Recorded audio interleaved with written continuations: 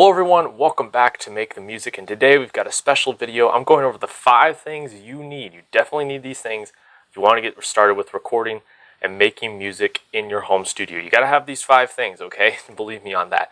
I will have some recommendations in the description box down below. I'm not sponsored by any of these products, okay? These are just things that I've used. Things that I think will be useful for you as you begin your recording journey, or maybe you need a little refresher, okay? Some of these things may be obvious, but if you're getting started, okay, there's no bad questions, all right?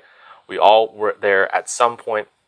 So I'm going to go over these things, and let's start in with number 1. So number 1, you're going to need some form of a computer, okay? This is a laptop.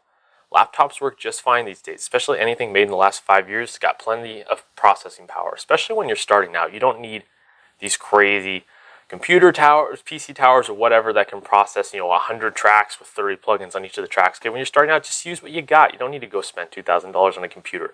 Another question I often get asked is PC or Mac. Does it matter? Right now, it does not matter. There are some minor advantages and disadvantages to both. Really, you can use basically every DAW, whether it's PC or Mac. If you use something like Reaper, which is what I'm going to recommend, easily works on a PC, easily works on a Mac, it doesn't matter. Macs tend to have a little more compatibility when it comes to like audio drivers of interfaces, but you can download drivers to interfaces on Windows.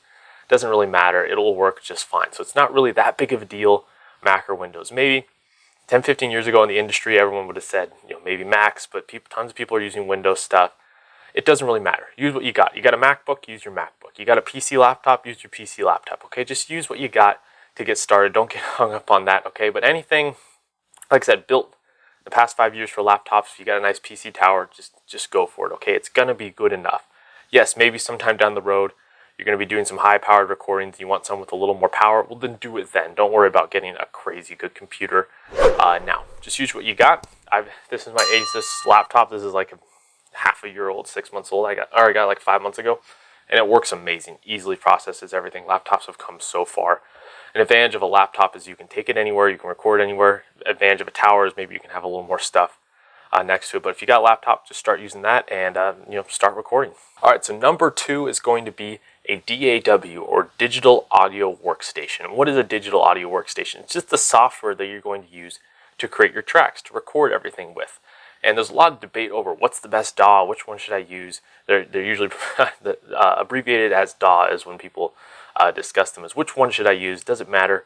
And the end is you should use the one that is most affordable to you, seems like has the best usability. You can check out demos of online of people using different DAWs. Whatever you think inspires you the most, just go for it. Now, if you have a Mac, you have GarageBand, comes for free on your MacBook. If you want to get just started out with recording, just step into GarageBand, then maybe you can graduate into Logic. That's a great path forward. If you want to be ultra super studio pro guy, maybe you can get started with Pro Tools, although I have my grievances with Pro Tools specifically. My recommendation is Reaper. It's $60. It's an incredible bang for your buck. So many helpful tutorials and videos on how to use it. It's just such a user-friendly DAW. It just makes so much sense to me. The way that we use Reaper, it's the DAW I use when I do all my tutorials, okay? So that's what I recommend. It has automation, it has buses, it has everything any other DAW has and more, and you can modify it any way you want. I use a Pro Tools skin on mine just to feel cool, but I want the usability of Reaper, so I'm not going to switch to Pro Tools, right? So find a DAW that's in your budget. If it's free, then use a free one. There's great free ones out there. There's Audacity.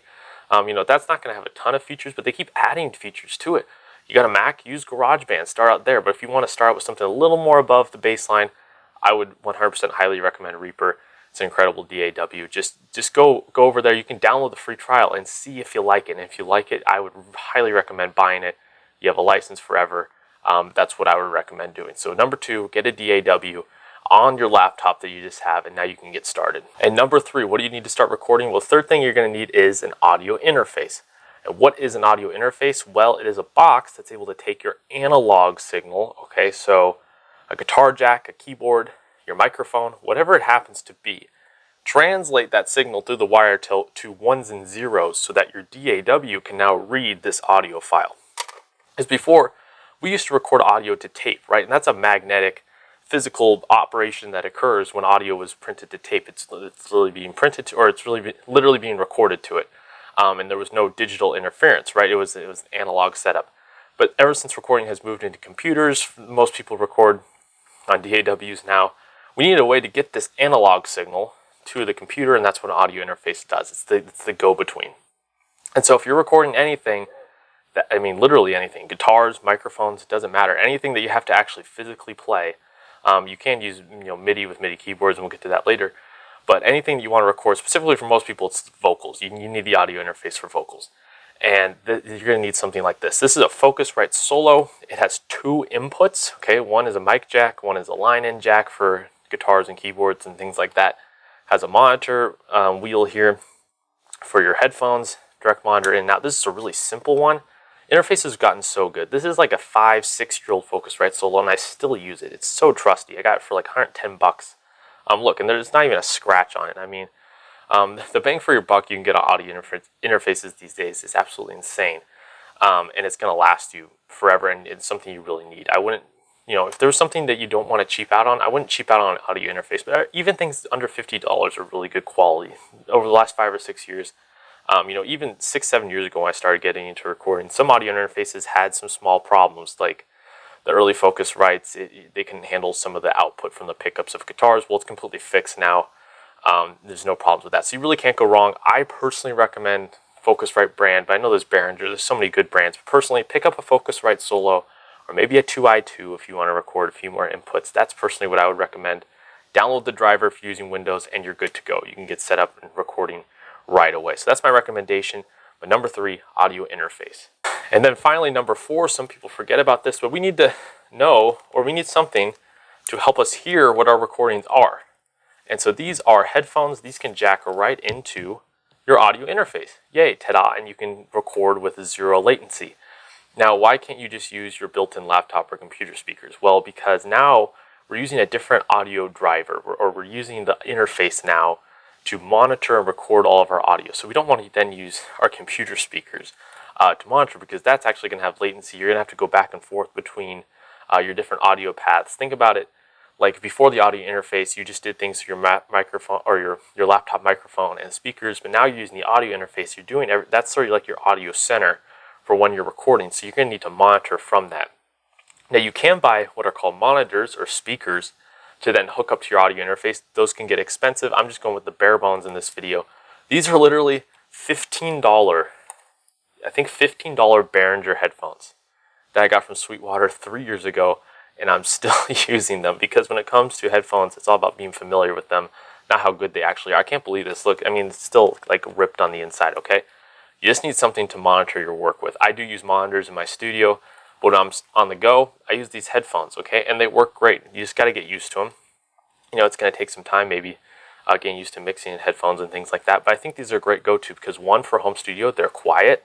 Monitors, you got to, you don't want them super loud, but you got to turn them up, and that can create noise depending on where you are.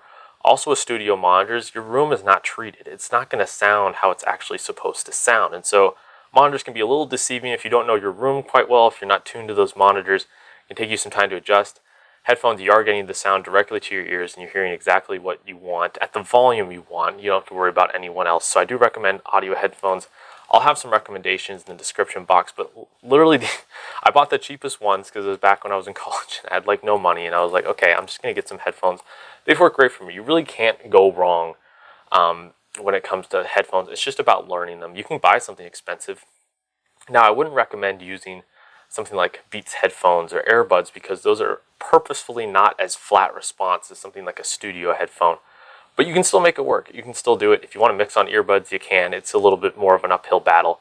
I'll just get something like those Behringer headphones, or something even better than that probably than what I have. But that's number 4. Something to monitor your recordings with, whether it's studio monitors or headphones. You're going to need something like that to listen back to what you're actually recording. And then number 5, the 5th most important thing, is a microphone. And not really 5th most important, but 5th thing you're going to need, right? These are the 5 things you're going to need. This is a Slate ML2 microphone. This is a really specific kind of microphone. It has dynamic and condenser modes on it. It's a small diaphragm condenser. I'd recommend for your home studio something like an SM58, which is only $100, and it's kind of like a dummy-proof microphone, as in it's really hard to screw up the recording. We're using something like an SM58, or you can get a condenser like a Behringer B1 or something like that. I have a couple other brands. I'll put them in the description down below. Some good budget microphone brands. There's a ton of good stuff, like under $100 now, which is just insane. Like I said, the SM58 or 57 is $100. This Slate ML2, I love this microphone. It's really good, bang for the buck, like $200, okay? With microphones, really can't go wrong. If you get something like a large diaphragm condenser, it can basically record anything.